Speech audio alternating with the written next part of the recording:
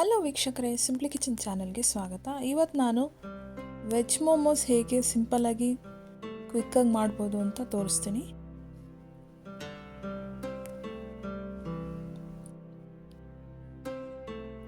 ಒಂದು mixing bowl ತೊಗೊಂಡು 1 ಕಪ್ಪಷ್ಟು ಮೈದಾ ಹಿಟ್ಟು ತೊಗೊಂಡಿದ್ದೀನಿ. ನೀವು ಇದನ್ನು ಬೇಕಿದ್ರೆ ಗೋಧಿ ಹಿಟ್ಟಲ್ಲೂ ಮಾಡ್ಕೊಬೋದು, ಸೇಮ್ ಟೇಸ್ಟೇ ಬರುತ್ತೆ.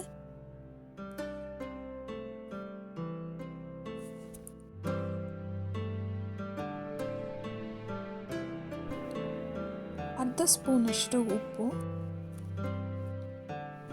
ಉಪ್ಪು ಹಾಕಿದ್ಮೇಲೆ ಹಿಟ್ಟನ್ನು ಒಂದ್ಸರಿ ಕಲಿಸ್ಕೊಬೇಕು, ಆಮೇಲಿಂದ ನೀರಲ್ಲಿ ಕಲಿಸ್ಕೊಬೇಕು. ಸ್ವಲ್ಪನೇ ನೀರು ಹಾಕ್ಕೊಂಡು ಪೂರಿ ಹಿಟ್ಟು ಕಲಿಸೋ ಥರ ಸಾಫ್ಟಾಗಿ ಕಲಿಸ್ಕೊಬೇಕು.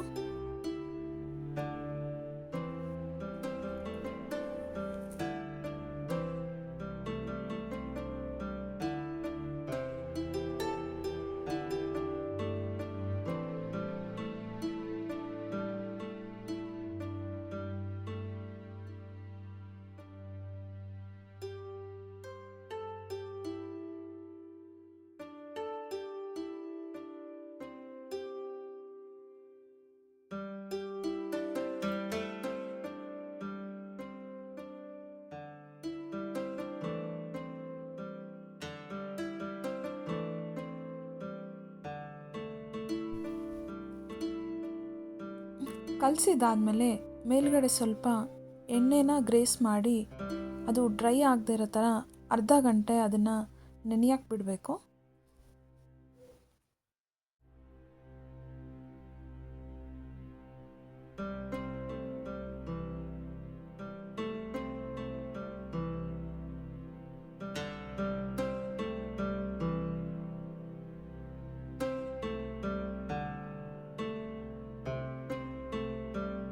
ಕ್ಯಾಪನ್ನು ಮುಚ್ಚಿ ಅರ್ಧ ಗಂಟೆ ನೆನೆಯೋಷ್ಟರಲ್ಲಿ ಅದು ಸ್ಟಫಿಂಗಿಗೆ ವೆಜಿಟೇಬಲ್ಸ್ನ ಅದನ್ನು ಸ್ವಲ್ಪ ಫ್ರೈ ಮಾಡ್ಕೊಳ್ಳೋಣ. 2 ಸ್ಪೂನಷ್ಟು ಆಯಿಲ್ ಹಾಕಿ, ಆಯಿಲ್ ಬಿಸಿ ಆದಮೇಲೆ ಅದಕ್ಕೆ 1 ಸ್ಪೂನಷ್ಟು ಚಿಕ್ಕದಾಗಿ ಕಟ್ ಮಾಡಿರೋ ಬೆಳ್ಳುಳ್ಳಿ, 1 ಸ್ಪೂನಷ್ಟು ಚಿಕ್ಕದಾಗಿ ಕಟ್ ಮಾಡಿರೋ ಶುಂಠಿನ ಹಾಕ್ಕೊಂಡು ಫ್ರೈ ಮಾಡ್ಕೊಬೇಕು. ನಾನು ಅರ್ಧ ಕಪ್ಪಷ್ಟು ಕ್ಯಾಬೇಜನ್ನು ತುಂಬ ಚಿಕ್ಕದಾಗಿ ಕಟ್ ಮಾಡಿ ಇಟ್ಕೊಂಡಿದ್ದೀನಿ. ನೀರಿದ್ದರೆ ಸ್ವಲ್ಪ ನೀರೆಲ್ಲ ತಕ್ಕೊಂಡು ಹಾಕಬೇಕು, ಬೇಗ ಆಗುತ್ತೆ ಅಂತ.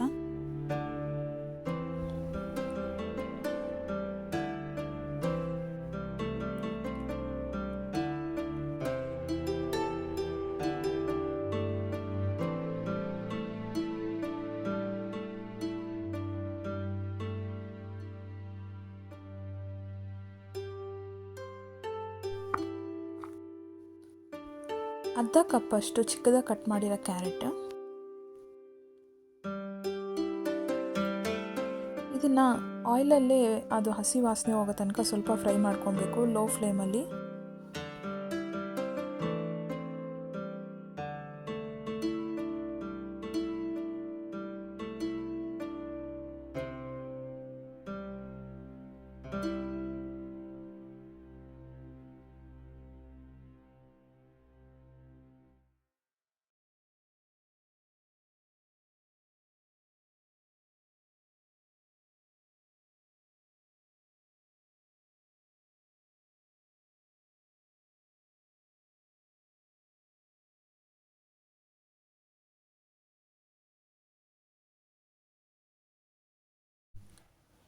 ಅರ್ಧ ಸ್ಪೂನಷ್ಟು ಉಪ್ಪು ಹಾಕಿ ಲಿಡ್ನ ಕ್ಲೋಸ್ ಮಾಡಿ ಮಿಕ್ಸ್ ಮಾಡಿಕೊಂಡು ಲಿಡ್ನ ಕ್ಲೋಸ್ ಮಾಡಿ ಲೋ ಫ್ಲೇಮಲ್ಲೇ ಅದನ್ನು ಬೇಕ್ ಮಾಡಬೇಕು 1-2 ನಿಮಿಷ.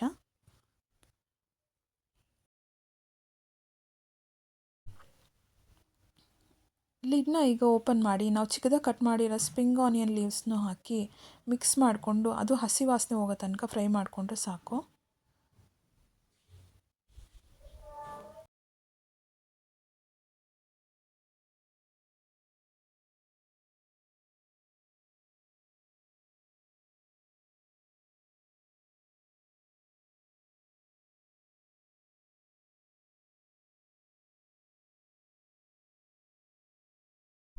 ಅದು ತಣ್ಣಗಾಕೆ ಅಂತ ನಾನು ಸಪ್ರೇಟ್ ಪ್ಲೇಟಲ್ಲಿ ತೆಗೆದಿಟ್ಕೊಂಡಿದ್ದೀನಿ.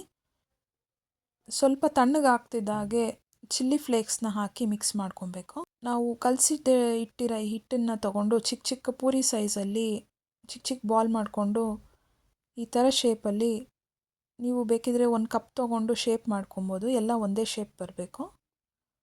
ಮಾಡಿಕೊಂಡು ನಾವು ಮಾಡಿಟ್ಕೊಂಡಿದ್ದ ಸ್ಟಫಿಂಗ್ನ 1 ಸ್ಪೂನ್ ಅಷ್ಟು ಹಾಕಿ ಎಲ್ಲ ಎಡ್ಜಸ್ನ ಈ ಥರ ಸೀಲ್ ಮಾಡ್ಕೊಬೇಕು. ನಾನು ಮೊದಲೇ ಇಡ್ಲಿ ಸ್ಟೀಮರ್ನ ಬಿಸಿಯಾಗಿ ಇಟ್ಟಿದ್ದೀನಿ. ಎಲ್ಲ ಮಾಡಿಟ್ಟಿರೋ ಮೋಮೋಸ್ನ ಸ್ಟೀಮರಲ್ಲಿಟ್ಟು 5 ಮಿನಿಟ್ಸ್ ಅಷ್ಟು ಸ್ಟೀಮ್ ಮಾಡಿದ್ರೆ ಸಾಕು. ಸ್ಪೈಸಿ ಮೋಮೋಸ್ ಚಟ್ನಿ ಜೊತೆ ಬಿಸಿ ಬಿಸಿಯಾಗಿರೋ ವೆಜ್ ಮೋಮೋಸ್ ರೆಡಿಯಾಗಿದೆ ಸರ್ವ್ ಮಾಡೋದಕ್ಕೆ. ನಾನು ತೋರಿಸಿರೋದು ನಿಮ್ಗೆ ಇಷ್ಟ ಆದರೆ ಲೈಕ್ ಮಾಡಿ, ಸಬ್ಸ್ಕ್ರೈಬ್ ಮಾಡಿ. Thank you for watching.